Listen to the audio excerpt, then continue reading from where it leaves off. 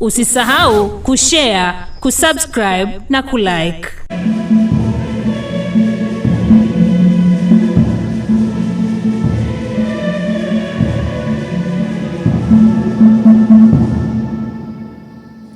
Kabla haijazaliwa milima wala hujaiumba dunia, na tangu milele hata milele ndiwe Mungu.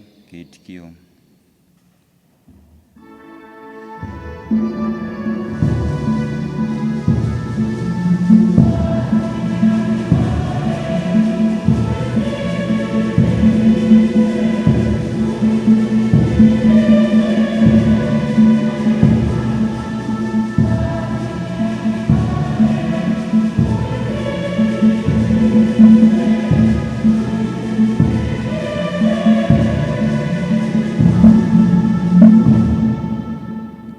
Wamrudisha mtu mavumbini, usemapo rudini, enyi wanadamu, maana miaka 1000 machoni pako ni kama siku ya jana ikiisha kupita, na kama kesha la usiku. Kiitikio: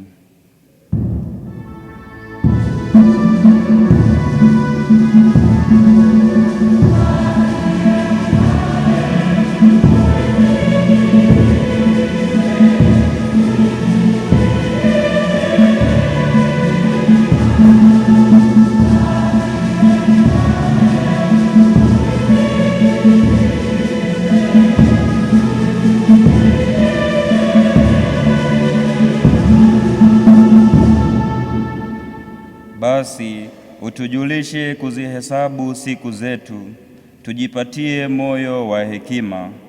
Bwana, urudi hata lini? Uwahurumie watumishi wako. Kiitikio: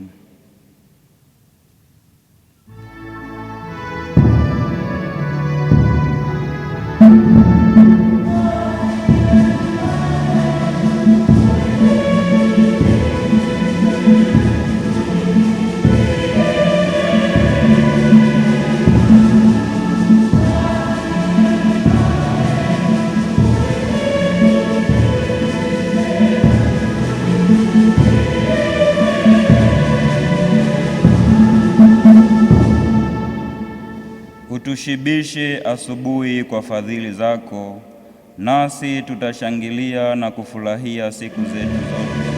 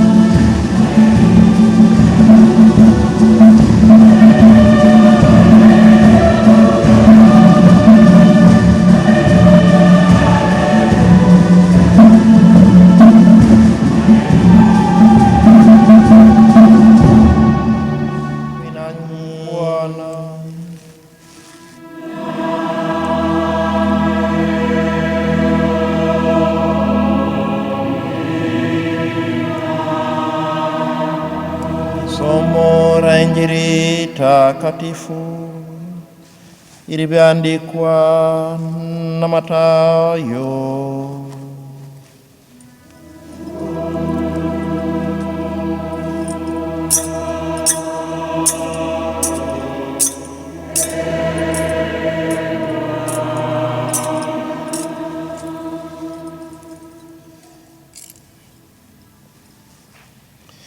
Injili ya Mathayo sura ya 13 aya ya 54 hadi 48.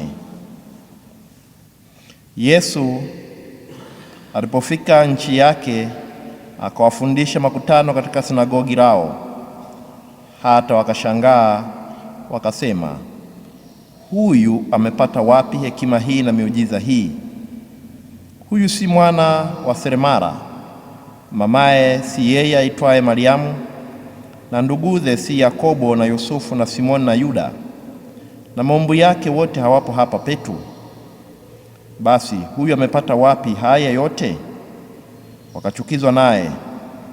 Yesu akawaambia, nabii hakosi kupata heshima isipokuwa katika nchi yake na nyumbani mwake mwenyewe. Wala hakufanya miujiza mingi huko kwa sababu ya kutokuamini kwao. Neno la Bwana.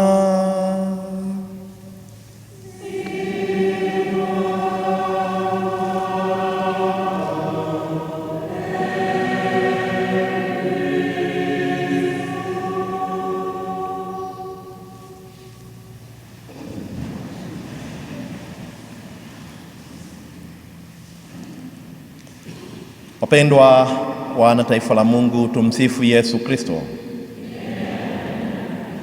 Basi leo tarehe ya kwanza ya mwezi wa 5 kiulimwengu ni siku ya kuwakumbuka na kukumbuka mchango wa wafanyakazi kwa maendeleo na ustawi wa binadamu wote. Tunakumbuka kazi kubwa wanazofanya wafanyakazi katika kujitahidi kuleta ustawi wa maisha ya mwanadamu.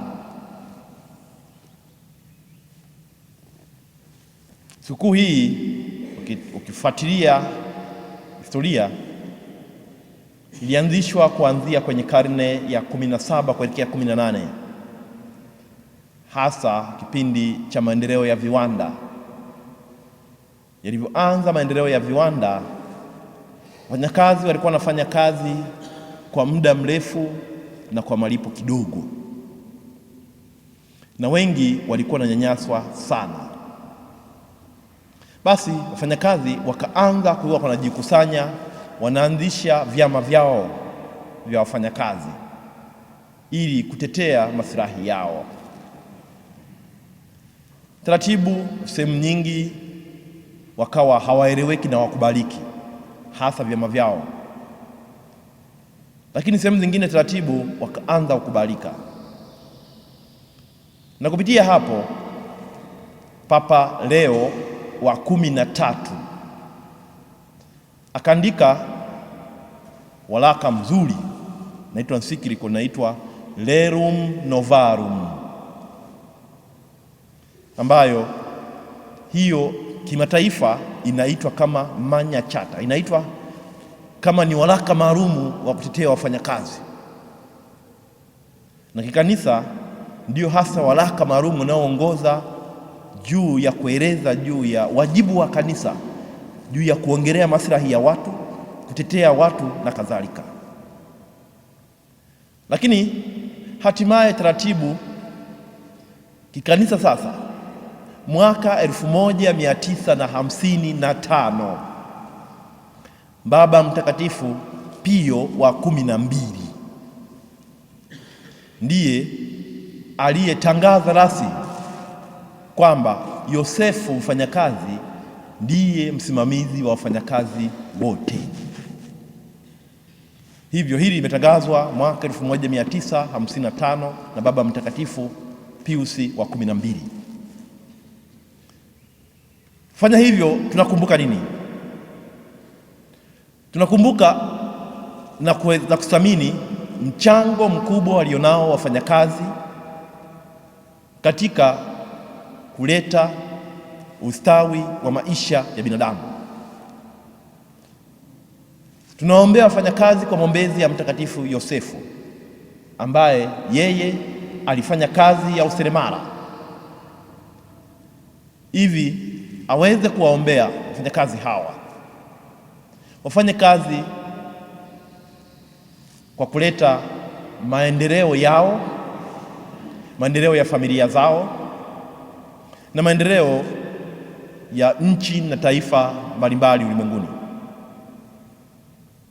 Hivyo leo ni siku ambayo kila mfanyakazi anapaswa kujipongeza kwa mchango alionao kwa maisha ya wanadamu.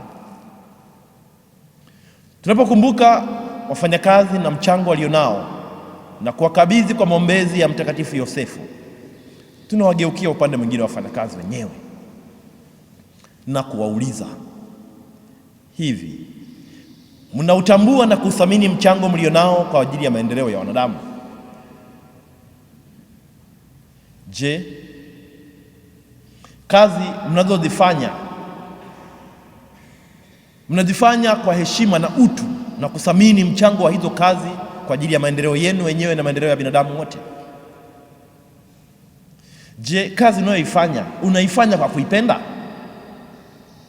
Unaifanya kwa kuithamini? Inakuvutia kuifanya? Au unafanya tu kwa sababu kuna namna nyingine? Je, unapokwenda kituo chako cha kazi kufanya kazi, unafanya kazi kabisa kwa moyo mmoja, au unakwenda kukaa tu kusubiri muda ufike usaini out na kuondoka? Je, kama kazi yako inahusu kuwahudumia wengine, unatoa huduma hiyo kwa upendo? Je, kama ni kufundisha, unafundisha kweli kama vile ambavyo ungependa kufundishwa? Kama ni kutibu, unatibu wengine kama vile ambavyo wewe ungeumwa na ungependa kutibiwa? Kama ni kuwahudumia wengine, unahudumia wengine kama vile ambavyo wewe ungependa kwenda kwenye ofisi na kuhudumiwa? Najua ukweli ni kwamba ulimwenguni kote hakuna sehemu ambako ungeweza kusema kwamba mshahara inatosha. Lakini kupata mshahara mdogo si sababu ya wewe kunyanyasa unaowahudumia. Kuwa na maslahi kidogo haikupi wewe garantii ya kuwanyanyasa unaowahudumia, kwa sababu kazi kama kazi, Mwalimu Nyerere alituambia, ni kipimo cha utu. Kila mmoja wetu anapaswa kufanya kazi, na kila mmoja wetu akifanya kazi kwa moyo na akaifanya kazi kwa kuipenda, kila mmoja atachangia kwa ajili ya ustawi wa familia zetu, wa maisha yetu, ya taifa letu na ulimwengu mzima. Ulimwenguni leo kumetokea wimbi la watu kutopenda kufanya kazi, lakini wanapenda kufikia maslahi na ustawi mkubwa bila kufanya kazi. Ukienda kwenye maofisi mengi sasa hivi watu wanalalamika. Wanalamika kwa sababu gani? Kwa sababu wafanyakazi walio wengi wanafanya kazi bora liende. Ni kweli inawezekana motisha ni kidogo, sawa. Ni kweli inawezekana mazingira ya kazi yasiyo rafiki sana, sawa. Lakini hili si sababu ya kutopenda kufanya kazi. Tusipofanya kazi, ndugu zanguni, kuanzia familia zetu, kufikia jumuiya zetu, taifa letu na ulimwengu kwa ujumla, tutakwenda kubaya. Ulimwengu wa leo unakwenda kasi sana, mabadiliko makubwa sana yanayohitaji ubunifu kila siku katika kazi zetu.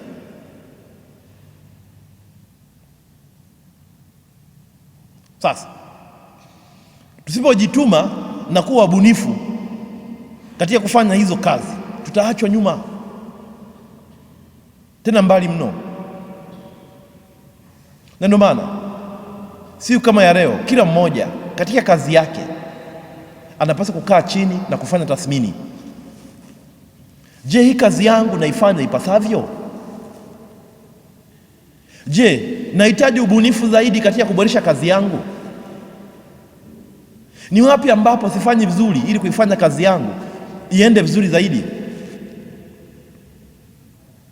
Je, hawa wanaofanya nao kazi na waheshimu na kuwathamini kama binadamu wengine? Yosefu anaheshimika kama mfanyakazi kwa sababu alifanya kazi na kupitia hiyo kazi alilisha familia yake. Hata wewe unapofanya kazi, kile unachokipata kiwe ni kwa maendeleo ya familia na ustawi wa familia yako na jamii yako. Tumwombe Mungu atusaidie. Kwanza, tuheshimu kazi. Pili, tufanye kazi kwa moyo.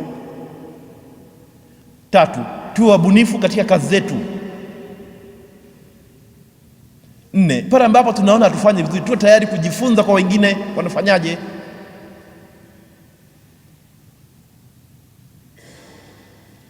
Tano, tufanye kazi za staha, kazi halali. Usijidumbukize kwenye kazi yoyote hata kama sio halali, ili mradi na kuingizia kipato. Itakuangamiza. Fanya kazi halali ambayo itakupa heshima na utu.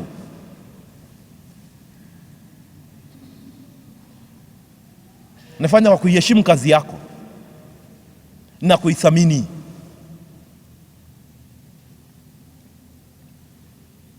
Wathamini watu unaowahudumia.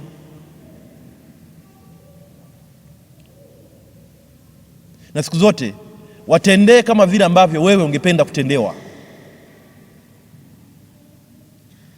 Kwa maombezi ya Mtakatifu Yosefu mfanyakazi,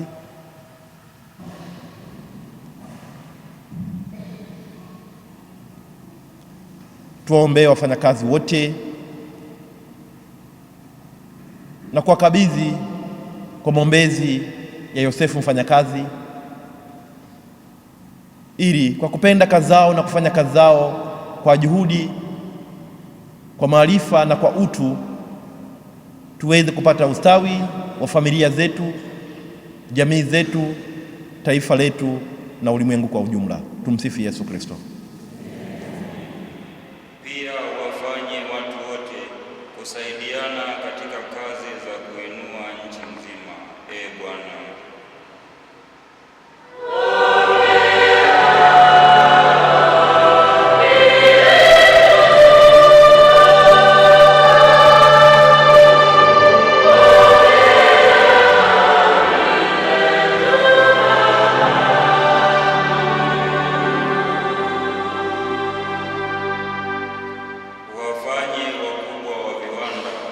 Kuwaheshimu wafanyakazi na kuwapatia mishahara ya kuwawezesha kukidhi maisha ya familia zao. Bwana.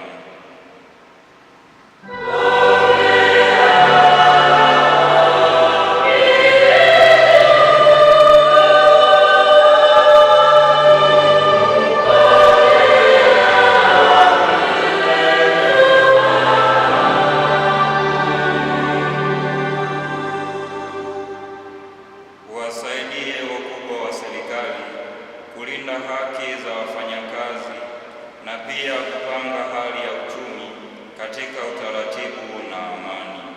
Bwana.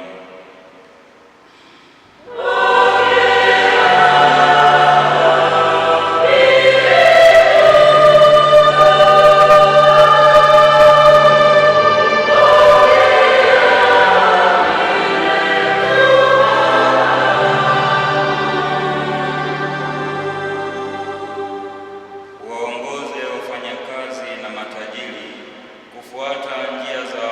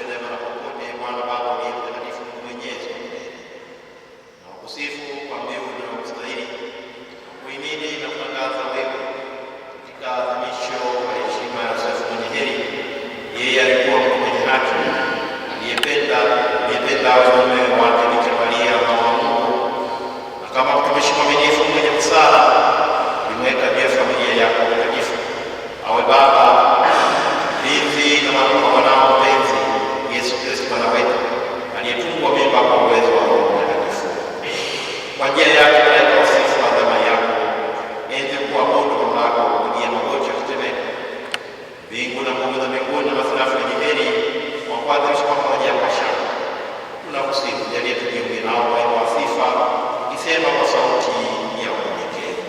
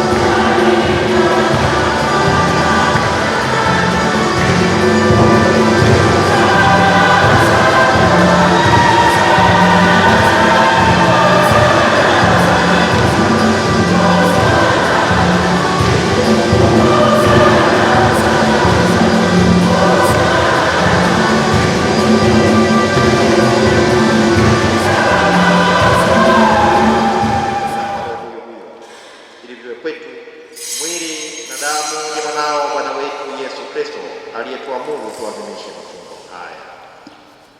Maana yeye mwenyewe siku alipotolewa alitoa mkate na akishukuru aliubariki, akaumega, akawapa wafuasi wake akisema, twaeni mle nyote, huu ndio mwili wangu utakaotolewa kwa ajili yenu.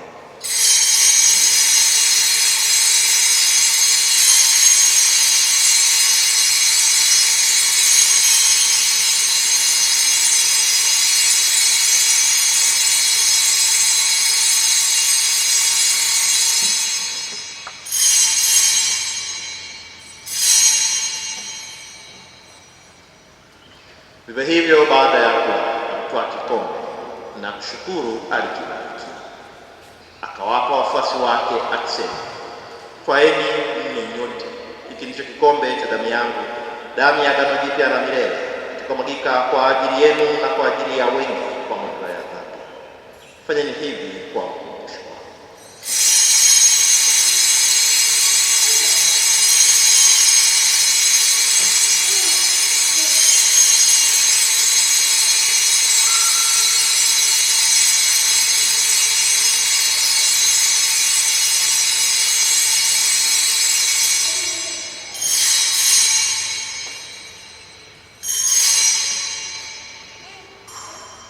Fumbo la imani. Bwana,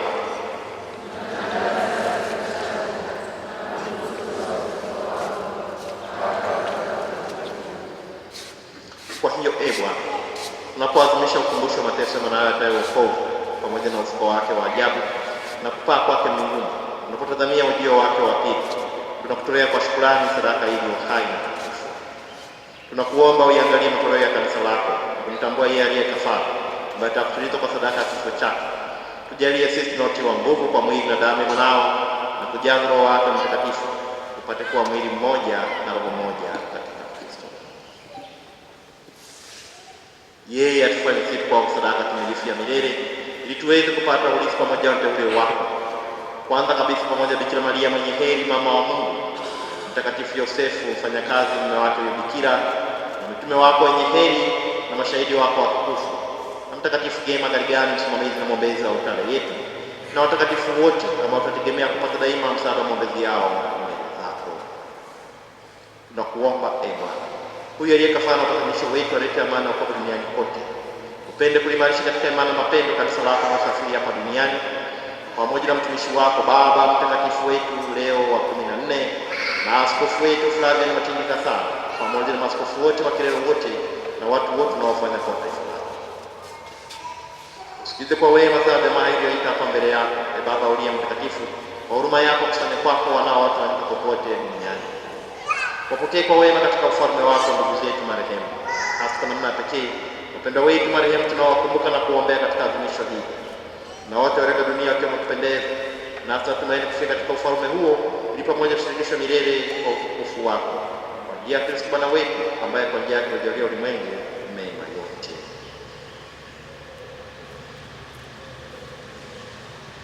Kwa njia yake pamoja naye ndani yake, wewe Mungu Baba Mwenyezi, katika umoja wa Roho Mtakatifu, unapata heshima yote na utukufu milele na milele. Kwa kulitia agizo la Mwokozi wetu kufuata mafundisho yake ya kimungu, tunasubutu kusema: Baba yetu uliye mbinguni,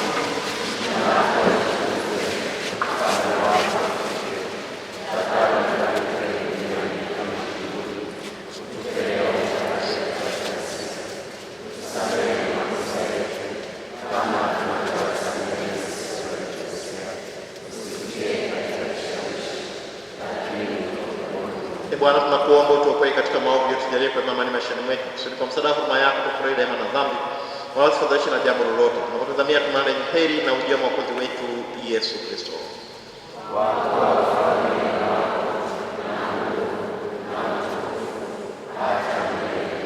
Bwana Yesu Kristo, ndiye mtume wako, amani na waachie amani yangu na wako. Usitazame dhambi zetu, ila imani ya kanisa lako. Upende kutujalia amani umoja kama alivyo mapenzi yako, unaishi na kutawala milele na milele. Amen. Amani ya Bwana iwe daima nanyi. Peane amani.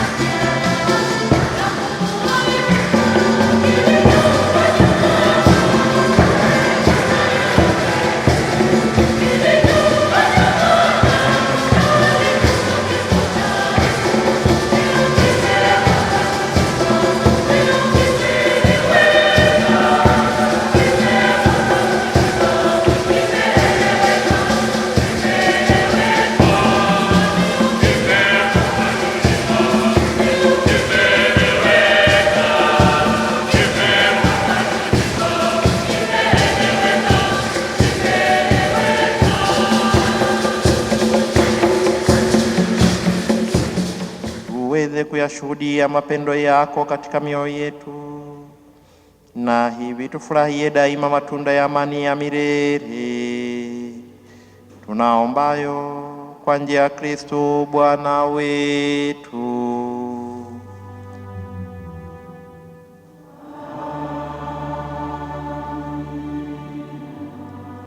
Neno lako natuagiza kutolea zaka ya mazao yetu ya shambani, mapato ya kazi zetu tunayofanya kwa kumbukumbu ya Mtakatifu Yosefu mfanyakazi, kwa kuomba Bwana watazame watumishi wako hawa wanaosimama mbele ya madhabahu yako matakatifu wakitolea zaka fungu la 10 la mapato yao. Tunakusihi uwabariki, bariki na zaka hiyo wanayokutolea, wajalie na kuwalinda, wawe na afya njema ya roho na mwili, waendelee kuyatawala na kuyatisha malimwengu, wakinge na magonjwa, misiba na ajali mbalimbali. Bariki kazi zao na mishahara yao, bariki mapato ya kazi zao. Kwa maombezi ya mama yetu Bikira Maria afya ya wagonjwa, Mtakatifu Yosefu mfanyakazi, Mtakatifu Gema Garigani msimamizi na mwombezi wa altare yetu, na watakatifu somo zao na watakatifu wote wa Mungu, usimamie ukuaji na ustawi wa familia zao, wakinge na kila uovu, wakirimie yote wanayohitaji kuyapata katika maisha yao, ili wadumu katika kupenda na kutumikia kwa amani na furaha na moyo wa ukarimu, wasije wakapotewa na vipawa vya milele. Tunaomba hayo kwa njia ya Kristo Bwana wetu. Atukuzwe Baba na Mwana na Roho Mtakatifu. Mtakatifu Yosefu mfanyakazi, na la Mwana na la Roho Mtakatifu. Msaada wetu u katika jina la Bwana. Bwana awe nanyi.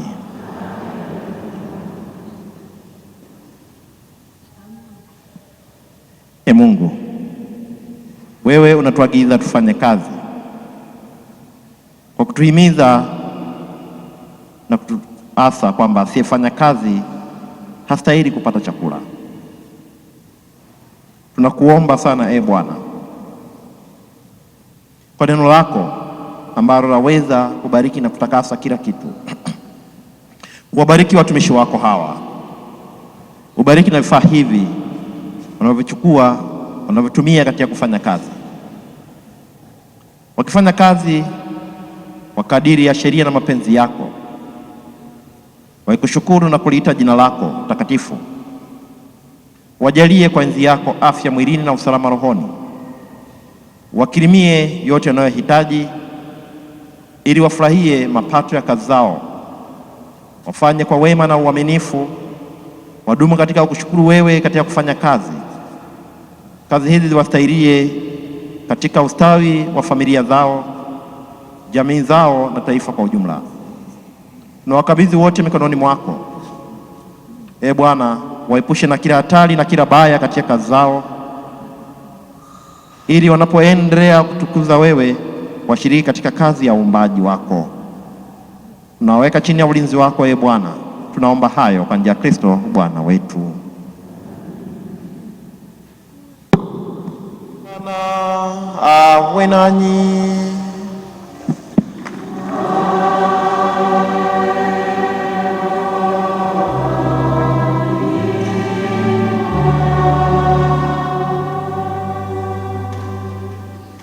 Kwa maombezi ya Mtakatifu Yosefu mfanyakazi, Mungu Mwenyezi awabariki na kuwalinda, Baba na Mwana na Roho Mtakatifu.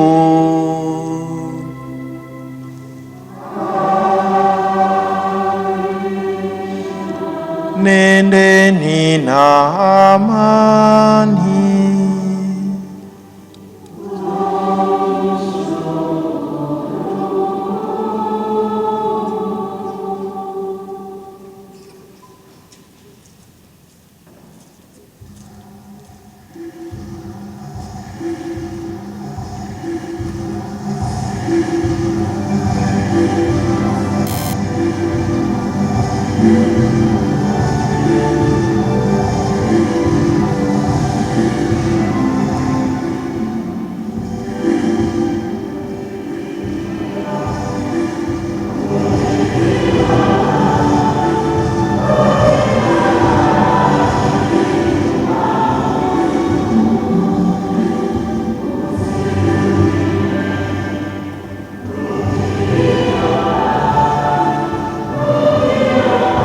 Usisahau kushare, kusubscribe na kulike.